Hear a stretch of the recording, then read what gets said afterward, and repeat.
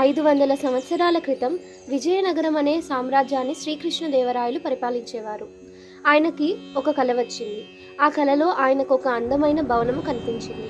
ఆ భవనం ఆకాశంలో తేలుతూ 1,00,000 దీపాలతో చాలా అద్భుతంగా ఉంది.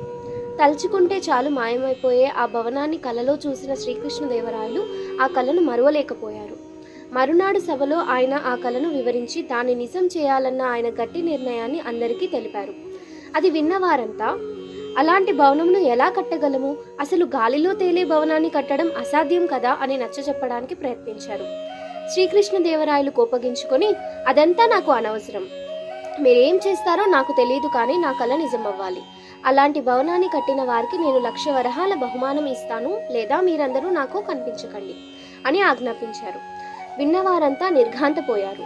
ఎన్ని రోజులు గడిచినా శ్రీకృష్ణదేవరాయలు ఆ కలను మరువలేదు. ఒకరోజు సభకు ఒక వృద్ధుడు వచ్చాడు.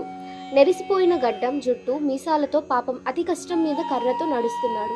నాకు అన్యాయం జరిగింది, న్యాయం చేయండి అని శ్రీకృష్ణదేవరాయల్ని ప్రార్థించాడు.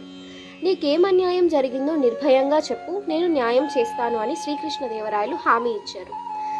నా దగ్గర 100 నాణ్యాలున్నాయి స్వామి, అవి ఒకరు దొంగలించుకుపోయారు. నాకు వారెవరో తెలుసు, నా నాణ్యాలు అడిగి ఇప్పించండి అని ఆ వృద్ధుడు విన్నపించాడు. శ్రద్ధగా విన్న శ్రీకృష్ణదేవరాయలు ఈ దొంగతనం ఎవరు చేశారు, ఎక్కడ చేశారు అని ప్రశ్నించారు. వృద్ధుడు తడబడడం చూసి, నీకేం భయం లేదు, చెప్పు అని శ్రీకృష్ణదేవరాయలు ప్రోత్సహించారు. నా 100 నాణ్యాలు దొంగలించింది మీరే స్వామి అన్నాడు వృద్ధుడు. నిన్న రాత్రి నా కలలో వచ్చి మీరే అవి దోచారు. శ్రీకృష్ణదేవరాయలకు చాలా కోపం వచ్చింది. ఏమిటి వెటకారం, కలలో జరిగినది నిజమనుకుంటే ఎలా అని కోపంగా అడిగారు. ఈ మాట విన్న వృద్ధుడు తన గడ్డం, మీసం తీసేసి కర్రను పక్కకు పడేసి పగటి వేషాన్ని విప్పేశాడు. చూస్తే అతను తెనాలి రామకృష్ణ. క్షమించండి స్వామి, మీ కలను నిజం చేయడం ఎంత కష్టమో నిరూపించడానికే ఇలా చేశాను అన్నాడు తెనాలి. శ్రీకృష్ణదేవరాయలకు చాలా నవ్వొచ్చింది. ఇంత చక్కగా ఆయనకు అర్థమయ్యేలా చేసిన తెనాలి రామకృష్ణను ఆయన చాలా అభినందించారు.